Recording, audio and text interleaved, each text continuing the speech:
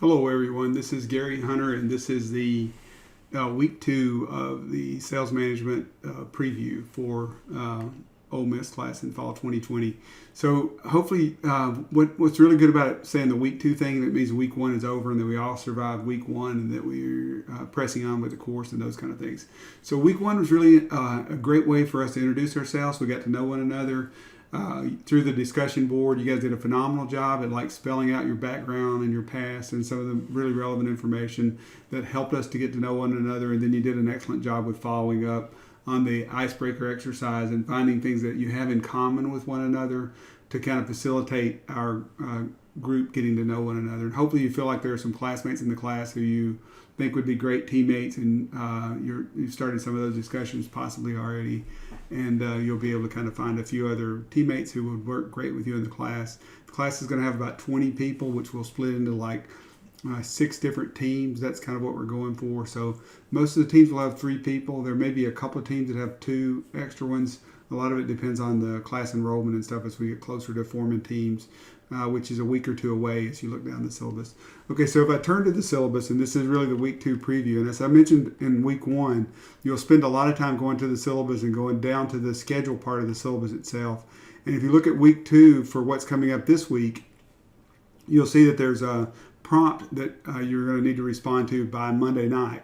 So Monday night at midnight is what you're working for on this first prompt, and that prompt is going to be your the prompt. When I say the word prompt, I'm just talking about what I post as a question for you on the discussion board. Like for example, this week was the prompt was really provide an introduction of yourself. Right, the self-introduction was really the prompt. This in week 1. So in week 2, the prompt is going to be a little more substantive, and in that prompt, what I'm going to try to do, if you went back to the syllabus, is I'm going to try to go back and look at some of the material that you have from the Salesforce management text, as well as from the framework of marketing. So those are a couple of readings that you should have already done, and they come from 2 different sources, but hopefully you've had a chance to get those. And you may even tie in some of this reading from Salesforce design and management that's assigned for this coming week. So really you want to have read these 3 different readings, and you want to have watched these videos that were over here on the right hand side of that. This video is part of what you're doing this week later on in the week. So that video isn't posted because that video actually gives some responses to the prompts that I'm posting. I don't want you to just tell me what I think about marketing and sales management, or what I think about sales management, but really what you think about sales management. So the prompts are kind of getting into trying to get at some of your thoughts and using these prior readings to get at that. So you'll post that by midnight on Monday, your response to the first prompt, and then you'll start doing responses to your classmates' prompts between Monday and Thursday night. So that's kind of the class. That's what we would do if we were in class, is have some of those discussions. And what I'm trying to do is capture some of that class discussion through the discussion board. So that's the idea of the discussion board. But one of the things that students are always want to know is like, well, how are you being graded on these posts and stuff like that? So the first week I was basically, if you posted your introduction and then you posted like 2 responses to that, you're going to get the 100% of the points for that week on the discussion thread. So that's totally all that you're trying to do in terms of the discussion itself. For this week, what I'm trying to do is add a little more of a quality assessment as to how good your post is. I actually thought a lot of them were high quality last week, by the way, on the introductions and the responses. So you guys were off to a great start in terms of quality nonetheless. If you go to the discussion board rubric and you're trying to find that rubric, you'd look where I posted that is over under the Resource Center. So if you're on the Blackboard site, you just go down to the discussion board rubric, click on that link, and that will take you to the folder or the handout that I'm looking at now. And that handout is really kind of one that's going through some of the material that you want to, some of the things that you want to think about when you're trying to score as many points as possible on the discussion board. In turning to that rubric, you basically will see the title and everything that's at the top. And the first page of the rubric handout will give you kind of the words or the details of like what to think about when you're doing a post. You want to think about things like the deadlines, of course, and it's broken down into kind of the initial responses to the prompt. So the prompt, again, is just basically the question that I'm posting, that I'm asking you to respond to. And the second one is going to be like the protocol for responding in thread. So this is basically kind of the 2 comments that you're making to your classmates' post. So that's kind of what the second protocol is talking about. So 2 types of posts, the first one being the initial responses, and the second being the responding in the threads. So each time you know that you're going to start a new thread, when you go into this, you want to start a new thread that's going to start with your name and the theme of your initial post. Much like many of you did in the introductions, you basically said, things like, hi, I'm Sophie, hi, I'm Kate. That's totally what you're trying to get at here. You want to have your name in there. It's Kate's view on the topic, for example, will be sales strategy and marketing, or integrating sales strategy and marketing, or those kind of things, right? So something like that would be like the topic that you might use this week. So your name and that post is kind of what you want in the thread title. And then what you're going to do is you're going to try to pull in information from the assigned course readings. So if I went back to the syllabus, what you're trying to do is use these readings on like Salesforce Design and Management, the framework for strategy, the course text, those kind of things, to get some insights that are associated with that. So, for example, like when it asks you questions about how are you going to respond, the different types of sales management, or the different things that sales managers do, you might flip open your book, Salesforce Management, to something like this is on page 8. Just coincidentally, that's what I was referring to earlier, and it talks about like 3 of the major things that sales managers do. So that might be something that responds or calls into the readings, and you can kind of say, here's a reading that kind of comes into play here. On the course pack, so I don't know what you've done with your course packs, but here's an example of my course pack. What I do a lot of times is I steal them from the print era, so I love to have things printed out. So I'll print a lot of times a course pack out, so I have access to those readings directly. You can print those. I do like a little cover sheet and bind it and all that kind of stuff. But like, this has got my notes and everything in it, so it's not just a course pack. Your course pack is going to be much thinner than this when you have the readings in them. But inside those readings, you're going to find some different things that might be useful to you in responding to, well, what is a marketing strategy? How do you think about marketing? Some of those kind of things that are very useful from the first week's reading. And you'll also see things that from the second week's reading that are informative at how do you relate, for example, the organization's strategy to marketing strategy to a Salesforce strategy. So when you're asked a prompt about marketing and sales strategy and thinking about those kind of things, you want to refer back to specific page numbers in the readings to get the most points out of your post. So the rubric kind of lays that out and says, okay, you want to cite the page number. So you're trying to cite the page number of the required readings or videos. So the videos don't really have page numbers, but what they have is like when you watch a video, you'll have like a number of minutes into the video that is. So if you're citing like B1 at 340 or 355, you can totally call that out. Those call outs to the videos or the readings will not count against you in terms of the word count that you've got. Your word count is going to be between 100 words and 200 words. So that's kind of what you're going for in terms of the post length. Okay, if you thumb down the page, you can kind of see what you're doing in the responding and some verbiage and stuff that kind of tells you how to get the most points out of responding. And then on the next page, it kind of lays out the criteria for how the posts are being evaluated.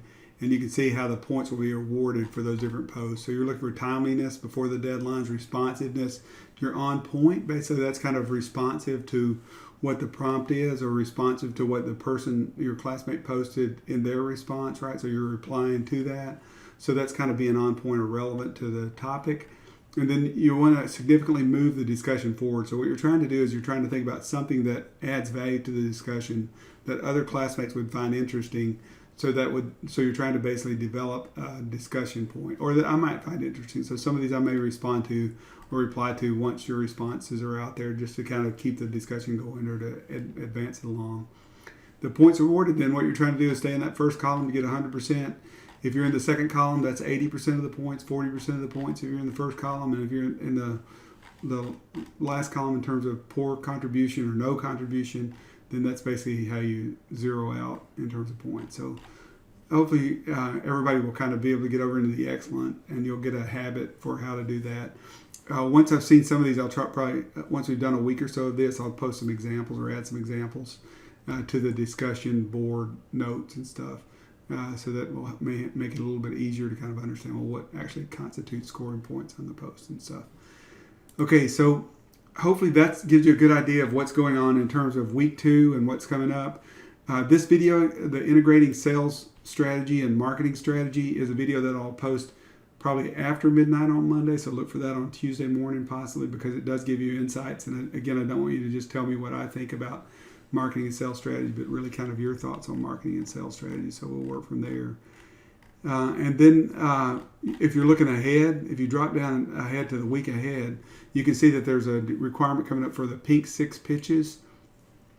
The pink book is recommended. Some of you may have had it for professional selling. It's a book that I always require for professional selling, because this pitch exercise is a great way to kind of get into understanding how do you do sales and how does sales and marketing relate to one another. And you're going to see that the pitch exercise ties into the concept of value propositions. So this video 3 that's on value propositions is going to be really critical to understanding how I see sales and marketing strategy integrating with one another. And then there's a playlist. So if you're really kind of getting concerned, it's like a project. The pitch project is sort of like a project. So it's good to be looking ahead and thinking about how you might do your pitches. There are going to be 6 of those pitches. The first of those pitches is called the one-word pitch.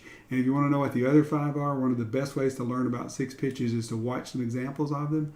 And this video will also go through the 6 pitches, so the value propositions and pitching yourself will go through all of those different things. The playlist, if you click on that, that would pull up a playlist. And from the playlist, you'll see different videos from past students. So that'll take you to a YouTube playlist, and you can see some of the playlists or some of the pitches that are there. These are some of the best ones that I've had from several students. These are Clemson students that go back for different years. And in the parentheses on this playlist, you'll see that the creative or resilience, those kind of things, are basically their one word. So then you take that one word and you're trying to build on that one word with the other 5 pitches, because it's like branding. This pitch yourself thing is a lot like branding. You're trying to create a common theme and an association with you or with your brand. So when you think back about the introductions you did, is there something in that introduction that would be one word that would describe what you were trying to get at in terms of wanting people to know about you? What's the one word that describes you? And that's the idea of the one word in the 6 pitches. You can watch some of these if you click on them. For example, this is James Turner, who's doing his pitch. James, one of the really interesting things about James that I should tell you, his background is James actually started as one of the founders of the blog at Clemson, the football blog. So if you watch any of those things, you probably don't watch any of that stuff, but like they're really big into football there, and they're really big into a lot of the video and stuff like that. But he does some great interviews of players and of Dabo Sweeney, the coach at Clemson, and some of those kind of things. But it's a great kind of video representation of Clemson football. So James has phenomenal skills at videography. So his pitch in terms of videography is going to be really high end. So try not to be too intimidated by the quality of some of these, but use them to help you to get an idea of how you might do your video. And some of you guys are going to be really good at video as well. I'm sure here, that you've got some really good video skills. The video just has to be recorded in something that becomes a movie output in the end. So I'll give you a criteria sheet for the project and stuff like that. You're basically just trying to create a movie. And then a lot of these, of course, are edited, like this 6 pitches by James Turner. That's stuff that he's doing post-recording to edit the video out to put together his 6 pitches. So that's looking at week 2, but also trying to give you a little quick preview at what's coming up in week 3, because week 3 has this your first big project of the class, and there are a lot of points or quite a few points, maybe 10% of your grade that goes to the 6 pitches. So you want to pay attention to that, because that's a big assignment, your first big assignment that's coming up. And then once you've watched those 6 pitches, in addition to the introductions and the discussions that we're having in class, you're going to get a much better feel for who you want to be on your team, and who you want to invite to your team and stuff like that. And then those team invitations are coming up shortly thereafter. So that's kind of where we're heading towards in the class itself, with a week 2 preview primarily, but also a little bit of an understanding of what's coming up in week 3 and beyond. So I hope you're feeling good about the class and feeling good about what you need to do, and that this introduction helps you to feel warm and fuzzy about what you need to do to max out on week 2. Thank you. Look for video 2 somewhere around Monday night again, and then do your prompts and stuff to video 1 on the discussion board first. So that's kind of what's going on. So good luck, and I'll talk to you later this week through the discussion board, I'm sure. This is Prof. Hunter signing out.